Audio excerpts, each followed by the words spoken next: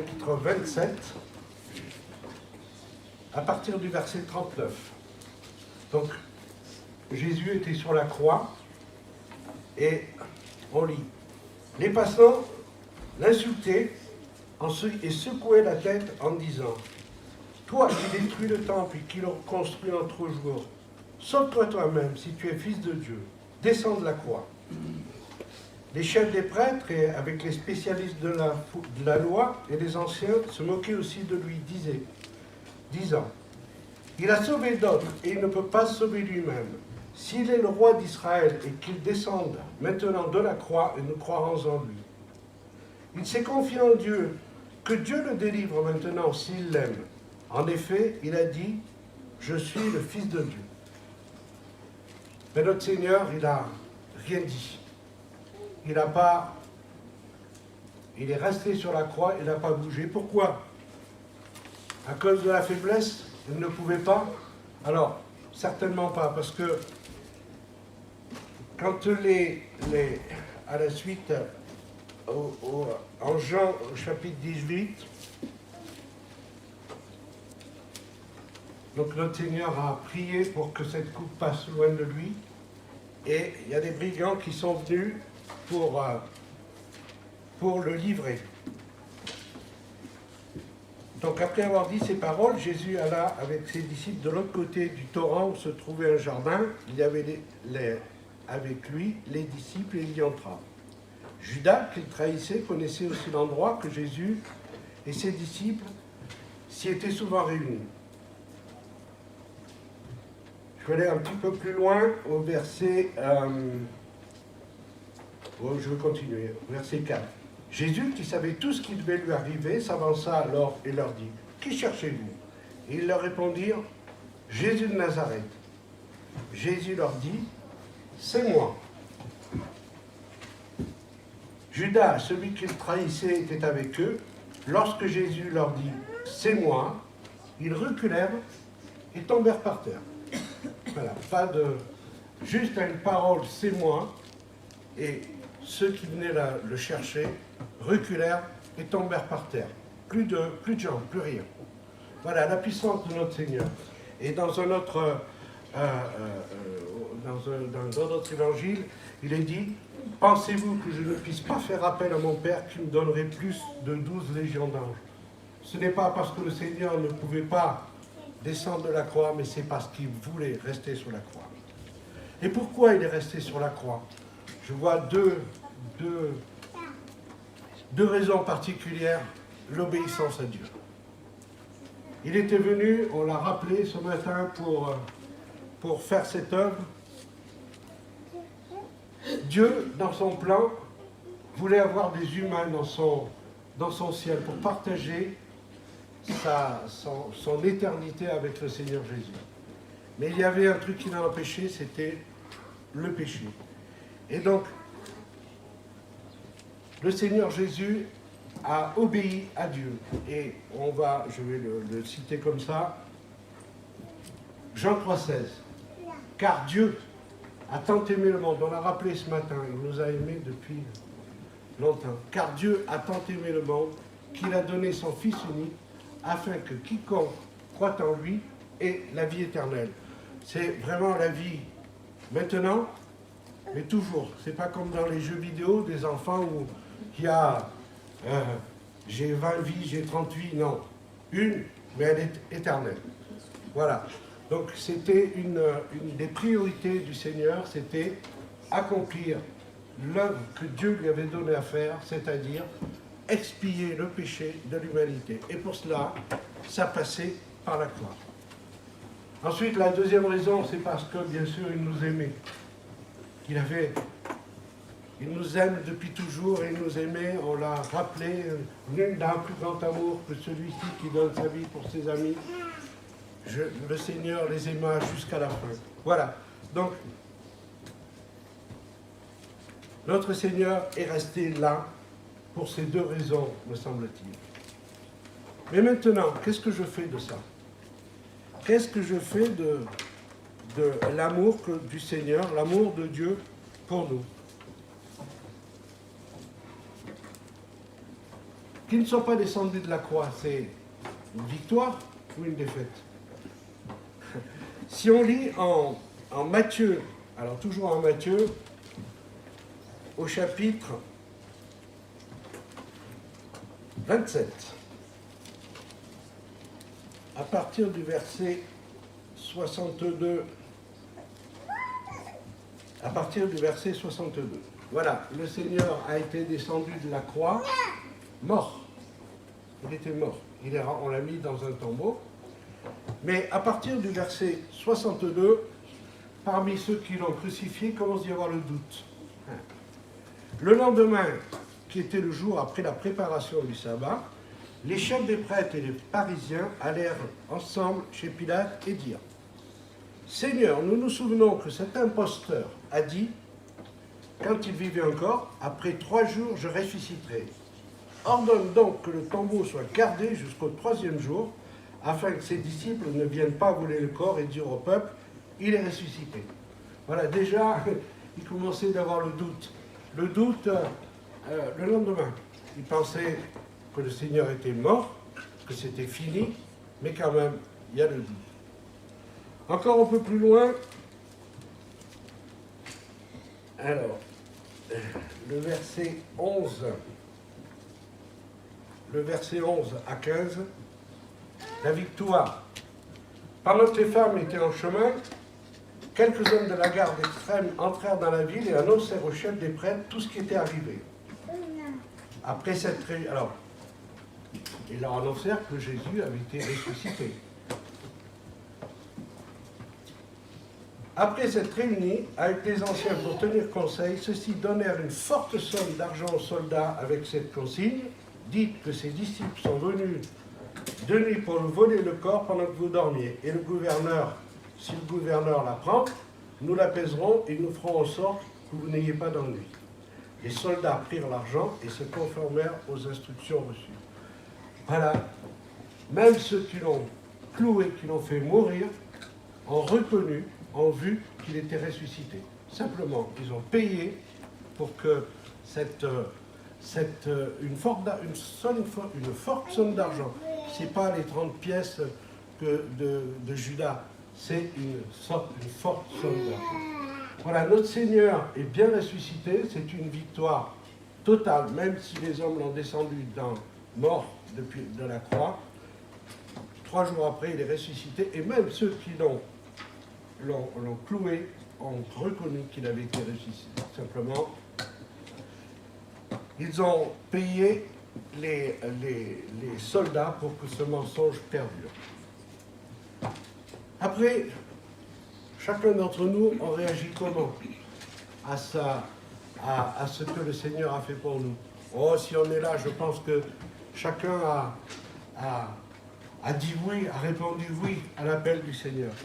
Et je voudrais quand même qu'on lise ensemble la guérison des 10 lépreux en Luc 17.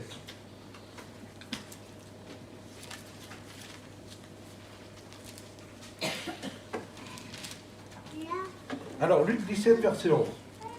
Alors qu'il se rendait à Jérusalem, Jésus passa entre la Samarie et la Galilée. Comme il entrait dans un village, 10 lépreux vinrent à sa rencontre. Ils se tinrent à distance et se mirent à lui dire: Jésus, Maître, aie pitié de nous. Lorsque Jésus les vit, Jésus leur dit: Allez vous montrer au prêtre. Pendant qu'ils y allaient, ils furent guéris. L'un d'eux, se voyant guéri, revint sur ses pas en rendant gloire à Dieu à haute voix. Il tomba le visage contre terre aux pieds de Jésus et le remercia. Voilà. C'est ce qu'on a fait ce matin. On revient sur nos pas et on dit merci à Jésus. Et on revient, lorsqu'on revient sur ses pas, se voyant guéri, il rendrait gloire à Dieu à haute voix. Merci Seigneur pour ce que tu as fait pour nous. Ça, c'est le dimanche, mais nous, dans la semaine, le lundi, le mardi. On l'a chanté, hein, lundi, j'ai tant d'amour, mardi, je ne me rappelle plus. Tous les jours. Est-ce que je dis merci au Seigneur? Est-ce que je dis merci pour ce qu'il a fait pour moi? Alors pour les plus jeunes, la lèpre, c'est dans la Bible, c'est un synonyme du péché. Et on voit ces lépreux, ils étaient exclus. C'est-à-dire qu'ils n'avaient pas le droit de rentrer. Nous aussi, on était exclus. On ne pouvait pas rentrer dans la présence de Dieu. Mais simplement croire à ce que Dieu dit. Là, ils ont dit, Seigneur, aie pitié de nous, guéris-nous. Et simplement le fait de croire par la foi et de dire à Jésus, voilà, je suis pécheur, je crois que tu peux me guérir, eh bien, on est guéri de la lèpre. On est guéri du péché. Et on n'est plus exclu comme ces 10 lépreux étaient là. Voilà, donc que le Seigneur puisse nous encourager, m'encourager, tous les jours, revenir vers lui pour lui dire merci. Merci pour ce qu'il a fait. Je voudrais encore... je voudrais parler du doute de Thomas, parce que ça peut arriver aussi qu'on ait du doute. Alors, je voudrais lire dans Jean 20, le verset 26, à partir du verset 26. Donc le Seigneur est ressuscité, il a été vu une première fois, et il revient. 8 jours après, les disciples de Jésus étaient de nouveau dans la maison, et Thomas se trouvait avec eux. Jésus vint, alors que les portes étaient fermées, et se tint au milieu d'eux et dit, « Que la paix soit avec vous. » Puis il dit, « Thomas, avance ton doigt ici, regarde mes mains. Avance aussi ta main et mets-la dans mon côté. Ne sois pas incrédule, mais crois. » Thomas lui répondit, « Mon Seigneur et mon Dieu. » Jésus lui dit, « Parce que tu as vu, tu as cru. Heureux ceux qui n'ont pas vu et qui ont cru. » Nous sommes de ceux-là, on n'a pas vu. Mais est-ce que tout le monde a cru ici? Tout le monde croit ce que notre Seigneur Jésus a fait pour nous et peut lui dire, oui, j'ai cru à ton sacrifice. On a chanté ce chant ce matin. Un jour, je t'ai vu sur la croix et j'ai compris que tu mourrais pour moi. Et depuis ce jour, la paix remplit mon cœur. Et on voit le Seigneur qui leur dit, paix vous soit. Je voudrais simplement, la paix de Jésus qui remplit nos cœurs, lire 2 versets. Le châtiment qui nous donne cette paix est tombé sur lui, le Seigneur Jésus, c'est dans Isaïe. C'est à la croix que le Seigneur nous a acquis cette paix que nous avons maintenant et toujours. Et ensuite, en Romains 5, ainsi donc, déclaré juste sur la base de notre foi, nous avons la paix avec Dieu par l'intermédiaire de notre Seigneur Jésus. Voilà. Que cette paix puisse envahir nos cœurs dès aujourd'hui. Maintenant, je voudrais aller avec vous au psaume 116.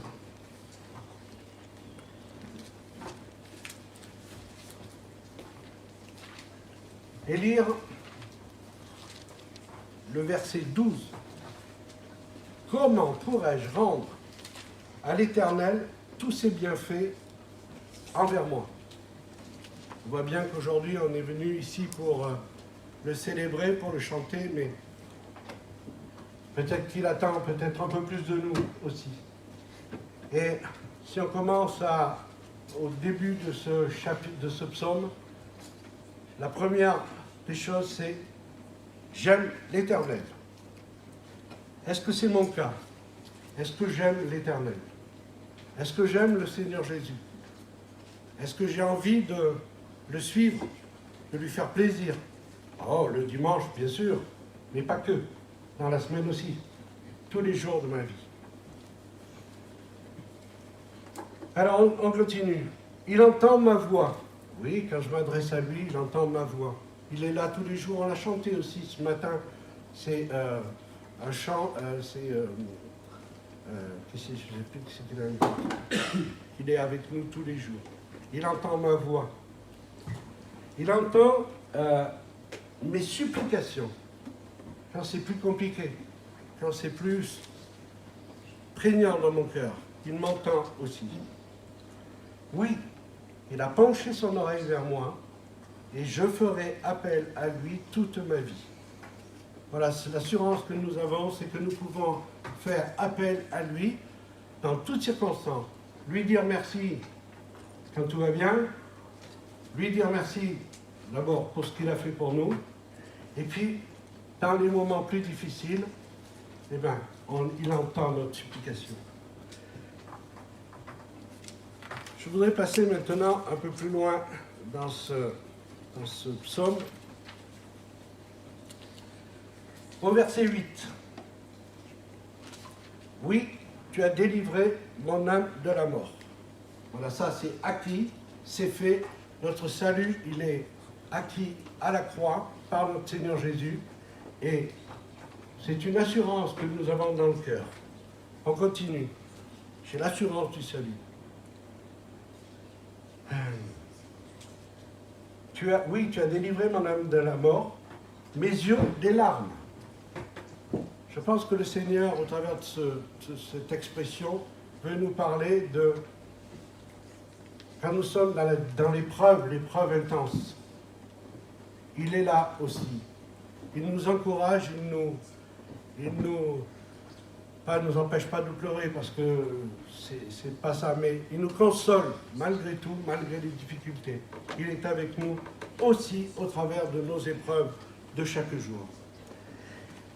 On continue. Oui, tu as délivré mon âme de la mort, mes yeux des larmes, mes pieds de la chute. Oui, il nous garde tous les jours pour que nous marchions selon lui. Il est là pour nous aider à ne pas chuter. Et le verset 9, je marcherai devant l'Éternel, je marcherai devant l'Éternel. Que ce soit la peur de chacun d'entre nous, que nous puissions marcher devant l'Éternel tous les jours. Ensuite, je voudrais lire un verset que j'aime bien, c'est Éphésiens 5. Éphésiens 5, verset 9. Je vais lire la fin du verset 8. Conduisez-vous comme des enfants de lumière. Conduisez-vous comme des enfants de lumière. Le fruit de l'esprit consiste en effet dans toute forme de bonté, de justice et de vérité. Et ce verset dit, discernez ce qui est agréable au Seigneur. Discerner ce qui est agréable au Seigneur. Est-ce que tous les jours j'essaye de demander au Seigneur qu'est-ce qui t'est agréable, qu'est-ce que je dois faire pour t'être agréable? Alors je ne suis pas seul pour ça, parce qu'il y a sa parole, son esprit qui est en moi pour nous faire discerner ce qui est agréable, ce qui lui plaît, ce qu'on a envie de faire ou de lui dire pour le remercier de ce qu'il a fait à la croix. C'est difficile, c'est pas toujours simple de vraiment discerner ce qui lui plaît, mais que le Seigneur m'invite et m'aide à discerner vraiment ce qu'il attend de moi. Et ensuite, il y a aussi ce verset de Philippiens, le Philippiens 1, verset 9. Donc c'est Paul qui parle, qui dit « Et voici ce que je demande dans mes prières, c'est que votre amour augmente de plus en plus en connaissance et en pleine intelligence pour que vous puissiez discerner ce qui est essentiel. » Voilà, je resterai sur ces encouragements, que le Seigneur puisse nous aider à chaque jour de notre vie, lui dire merci, revenir en arrière, le cœur, il y a un chant qui dit le cœur libre et serein, je ne sais pas lequel c'est, le cœur libre et serein pour le remercier de ce qu'il a fait, de ce que j'ai la pleine assurance de son salut, je suis en paix avec le grand Dieu d'éternité, mais également que je puisse tous les jours, que ce soit mon désir de lui plaire, de le servir et de savoir ce qu'il attend de moi, de chaque acte que je peux faire. C'est ce que j'aimerais qu'on puisse faire ensemble, individuellement, mais aussi collectivement, discerner ce qui plaît au Seigneur et discerner ce qui est essentiel également. Que le Seigneur nous encourage pour cela. juste sur Jésus sur la croix.